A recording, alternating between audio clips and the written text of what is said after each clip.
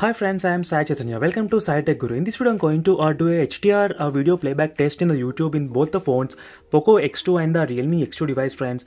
And both the phones are supported with the HDR content. And let's check in the YouTube application how will be the YouTube videos playing in both the phones. And let's check in this video.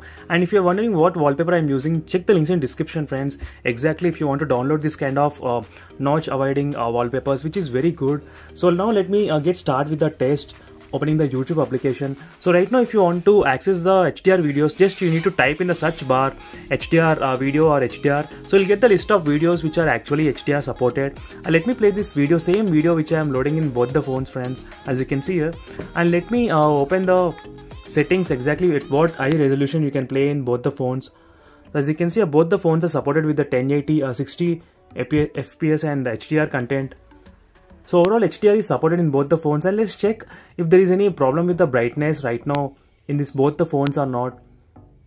As you can see, friends, both the phones are trying to increase in terms of the brightness as soon as I watch the videos in the full screen mode. So let me try to decrease the brightness and see whether it's working or not. As you can see, friends, it's not working.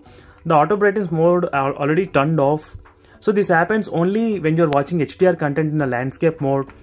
So let me try the same thing in the Realme X2 device. In the Realme X2 device, there is no change at all in terms of the brightness, increasing or decreasing. Even I disable the auto brightness mode, even I enable the auto brightness mode, doesn't work anything if you're watching the HDR videos. So this happens with both the phones, friends, Realme X2 and the Poco X2 device. But this is not the much bigger deal, but you need to watch continuously in the higher brightness because of this reason. So definitely in the future, maybe it could have fixed with a few software updates, I'm not sure. But here is the things to be noted, friends, in both the phones if you compare side by side.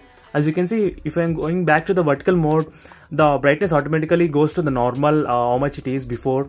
So this is the overall comparison between the HDR content, video playback, and what are the problems between both the phones. And for more videos, subscribe to my channel, friends. That's it for this video. See you in the next video, friends. Until then, stay tuned.